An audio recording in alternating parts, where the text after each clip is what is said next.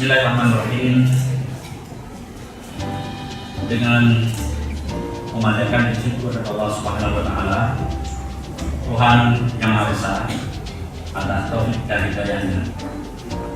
Maka pada hari ini Kamis tanggal 19 bulan April tahun 2018,